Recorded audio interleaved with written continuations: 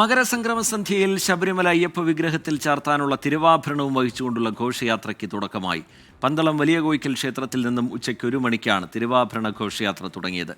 മകരവിളക്ക് ദിവസം തിരുവാഭരണ ഘോഷയാത്ര സന്നിധാനത്ത് എത്തും.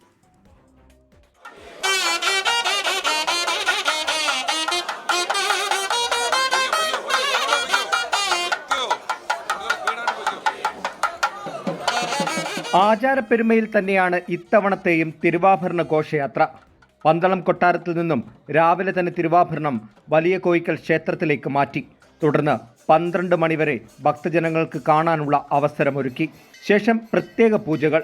കൃത്യം 1 മണിക്ക് തന്നെ തിരുവാഭരണം വഹിച്ചുകൊണ്ടുള്ള ഘോഷയാത്ര പന്തളത്തു നിന്നും ശബരിമലയിലേക്ക് പുറപ്പെട്ടു.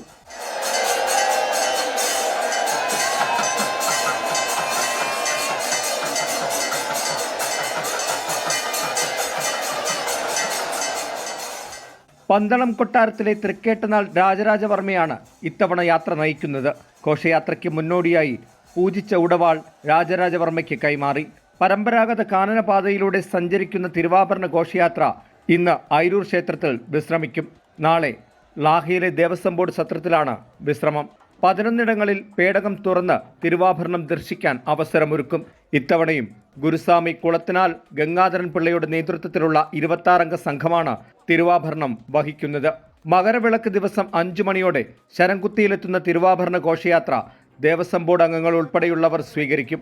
തുടർന്നാണ് സന്നിധാനത്തെ ചടങ്ങുകൾ. 24 പത്തനംതിട്ട.